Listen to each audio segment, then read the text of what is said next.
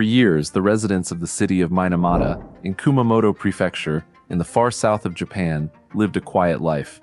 Most of the population made their living from fishing, and every morning the fishermen would go out to sea in search of food that, just a few hours later, would be on the table of nearly every family in the city. The fish was fresh, was part of the daily diet, and was considered one of the healthiest foods in the region. At the same time, another portion of the residents worked at a hydroelectric power and fertilizer company that had been established in Minamata since 1908 and was one of the main sources of jobs in the city. But little by little, in the early 1950s, things began happening that no one could explain. It all started with the animals. Cats began running without direction, spinning in circles, and suddenly collapsing to the ground as if they had completely lost control of their own bodies. Some simply disappeared. Others died right in front of their owners' eyes, leaving everyone frightened. Shortly afterward, the birds also began behaving strangely. Many seemed to lose their ability to fly and dropped from the sky for no apparent reason. The fishermen remarked among themselves that something was wrong with nature, but no one imagined that those events were connected to a much bigger problem.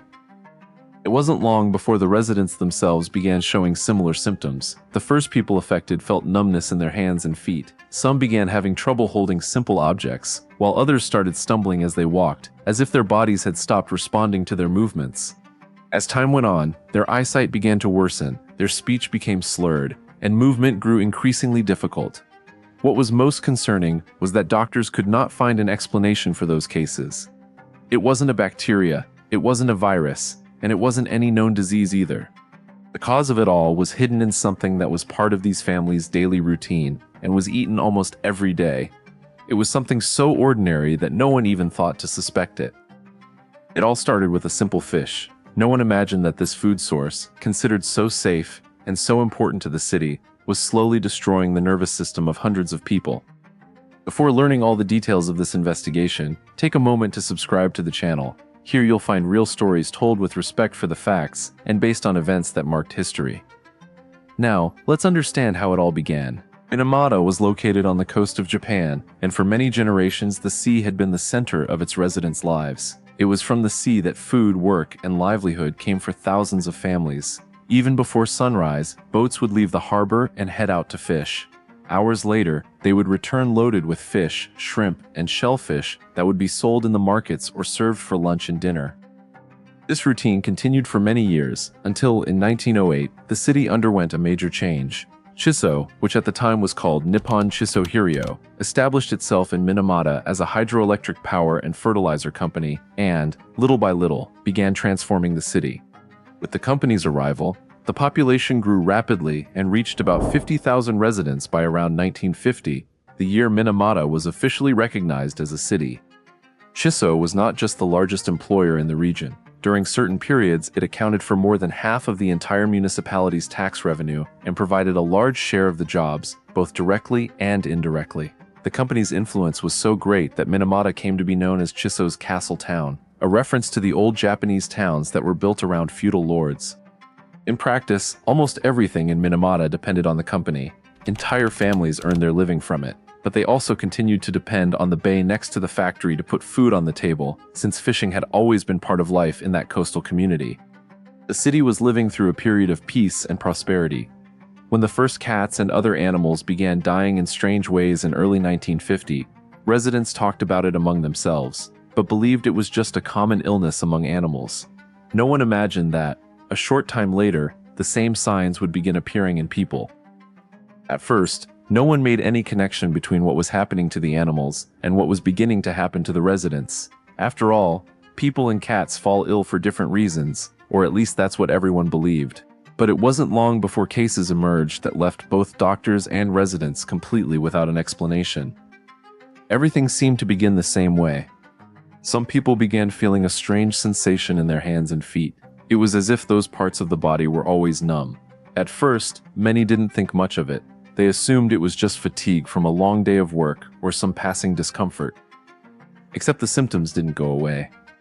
As the weeks passed, simple tasks became increasingly difficult.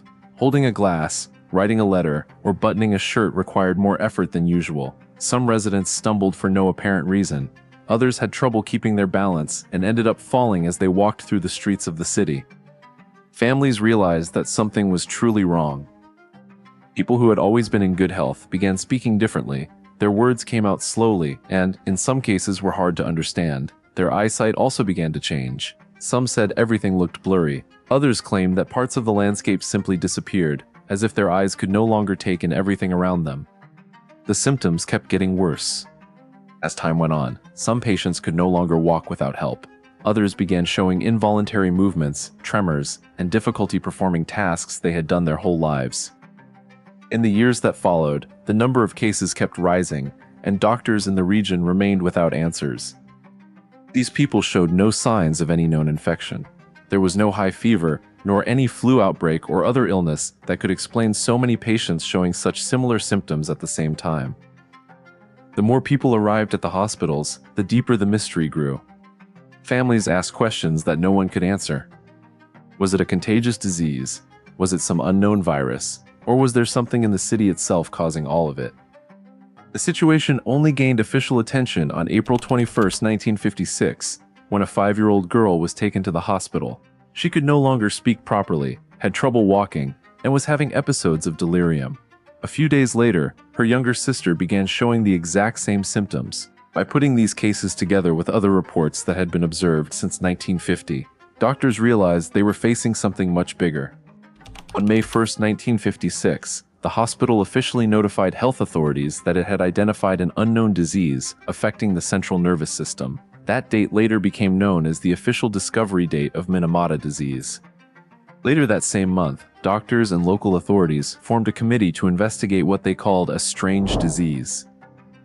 In August, Kumamoto University was brought in to take part in the investigation. By around October, about 40 patients had already been identified, and more than a third of them had died an extremely high mortality rate for a disease whose cause was still completely unknown. When doctors realized that the disease was not caused by a virus or a bacteria, they understood they needed to investigate a different path. Instead of just observing the patients, they began analyzing everything that was part of the city's daily routine. The water supplying the homes was examined. The food sold in the markets also underwent testing. Researchers spoke with fishermen, residents, and workers in the region because any detail could help uncover the cause of the disease. As the investigations progressed, one detail began to catch the team's attention. The first animals to show strange behavior lived precisely in the area where residents got much of their food, near the bay. The cats fell ill after eating fish scraps. The birds also fed on smaller fish, and people ate fish and shellfish taken from those same waters every day. It was at this point that researchers began raising a new hypothesis. Maybe the problem wasn't with the people, but with the food they were eating. Yet there was still an unanswered question. If the fish was responsible, why did it seem completely normal? Fishermen weren't finding dead fish floating in the water. The animals showed no discoloration, had no unusual smell, and displayed no sign that might arouse suspicion. It was as if they carried a danger impossible to see.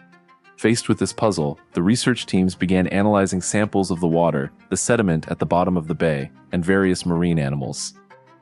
The results surprised even the experts. Every sample showed extremely high levels of a heavy metal, which was also found in the organs of the victims who had died. Chiso became the leading suspect, being the only major source of industrial waste in the region. But proving that the company was responsible and discovering which heavy metal was causing the disease would turn out to be a far longer and more complicated task than anyone imagined at the time. During 1957 and 1958, different researchers championed different theories. At first, manganese was considered the main suspect since it appeared in elevated concentrations in the fish as well as in the organs of the victims who had died. Other scientists went on to suspect thallium, selenium, and even explosive residue supposedly dumped in the bay during World War II, a theory that shifted responsibility away from Chiso. While Japanese researchers debated these hypotheses, an observation made by a foreign specialist changed the course of the investigation.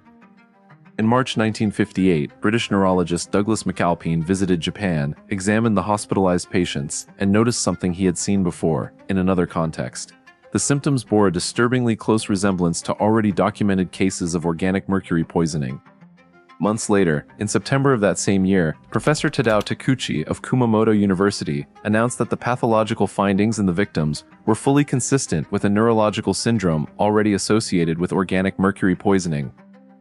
With that, Investigators were able to identify organic mercury as the substance responsible for all those victims. To understand how this substance ended up on the plates of Minamata's families, it was necessary to go back to the Chiso factory itself. Since 1932, the company had used a mercury-based catalyst in the production of acetaldehyde, a compound used in the manufacturing of plastics. Production, which started out modest, soared in the post-war years. Just over 200 tons in 1932, 6,000 tons by 1951, and a peak of more than 45,000 tons in 1960. At some point in this chemical process, a small fraction of the mercury was converted into methylmercury, an extremely toxic organic form, which was released through the factory's wastewater directly into the bay. Once in the water, bacteria present in the sediment helped convert even more mercury into this organic form, which then entered the marine food chain. Small organisms absorbed the methylmercury, smaller fish ate those organisms, larger fish ate the smaller ones, and at each step of that chain the concentration of the poison multiplied, a phenomenon scientists call bioaccumulation. At the top of that chain was, every single day, on the table of nearly every fishing family in Minamata, the fish and shellfish that had sustained the local diet for generations. The effects on the human body followed a cruel, progressive pattern. It began with tingling and numbness in the hands and feet, a strange sensation that many people ignored at first. Then came the loss of coordination, known as ataxia, which made people stagger even though they weren't drunk, dropping objects, tripping over flat surfaces. The field of vision kept narrowing, as if the person were viewing the world through a narrow pipe. A symptom survivors would describe decades later as looking through a bamboo tube. Hearing and speech were also affected, leaving many patients practically unable to communicate. In more severe cases, convulsions, coma, and death followed, all within a matter of weeks after the first symptoms appeared. But perhaps the most painful face of Minamata disease was the one that struck babies who never ate a single contaminated fish. Methylmercury crossed the placenta freely, and pregnant women who ate fish from the bay, even without showing severe symptoms themselves, could give birth to children with microcephaly, cerebral palsy, and severe developmental delays. It was as if the poison chose to spare the mother in order to strike directly at those who hadn't even been born yet. Beyond its medical toll, the disease corroded the very social fabric of the city.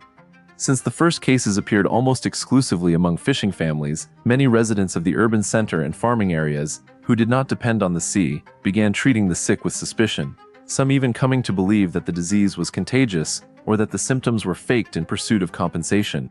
Entire families were torn apart. Some relatives worked for Chiso and depended on the company's paycheck, while others demanded that the same company be held accountable for what was happening to their children. Definitive confirmation came in February 1959, when researchers finally tested the water and sediment of Minamata Bay directly for mercury. The result was damning: extremely high concentrations of mercury in fish, shellfish, and mud, with the highest levels found right around the Chiso factory's discharge channel at Hyakken Harbor. Right at the mouth of that channel, one sample registered as much as 2 kilograms of mercury per ton of sediment, a concentration so high that decades later it would become economically viable to extract and resell the mercury deposited there. The poison finally had a name, an origin, and an exact address. What's most disturbing is that Chiso itself already knew.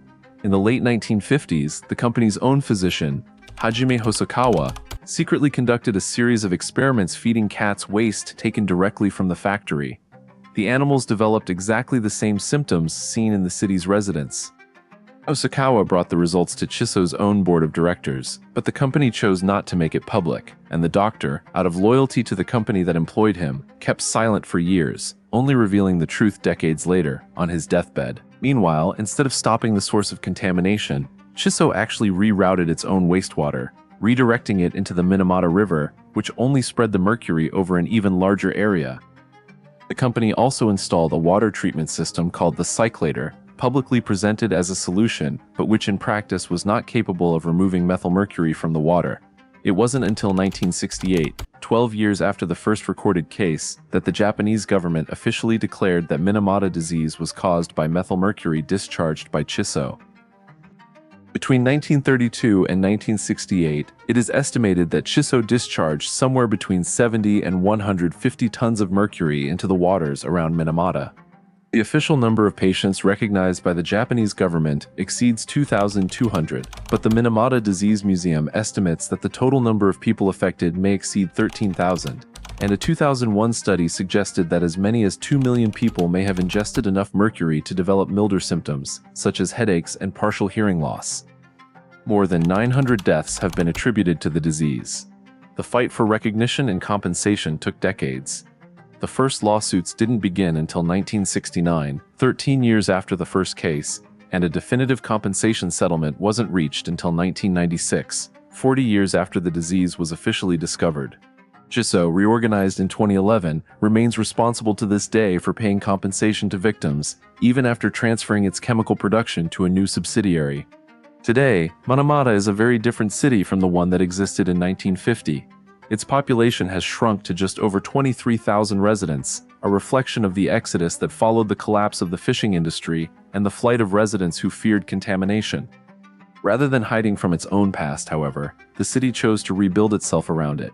It became one of the first cities in Japan to earn International Environmental Management certification, was officially recognized as an eco-town, and today maintains a museum entirely dedicated to preserving the memory of the victims. In 2017, an international treaty bearing the city's own name took effect, the Minamata Convention on Mercury, now ratified by more than 140 countries, seeking to prevent a tragedy of that scale from ever happening again anywhere else on the planet. From the bay that once silently poisoned every meal of thousands of families, what remains is a global symbol warning of just how far industrial progress can go when no one is watching closely. The story of Minamata is not just about mercury dumped into the sea. It is about decades of silence, about an entire community that blindly trusted the very company that was poisoning it, and about the price children paid for decisions made long before they were born. Stories like this deserve to be told responsibly, without sensationalism, respecting the memory of those who lived through it and those who did not survive to tell it. That is this channel's commitment: to investigate real cases and present the facts with the care they deserve. If this kind of content resonates with you, consider subscribing to follow the next investigations. And if you'd like to continue this journey now, there's another real documented case in the video appearing on your screen.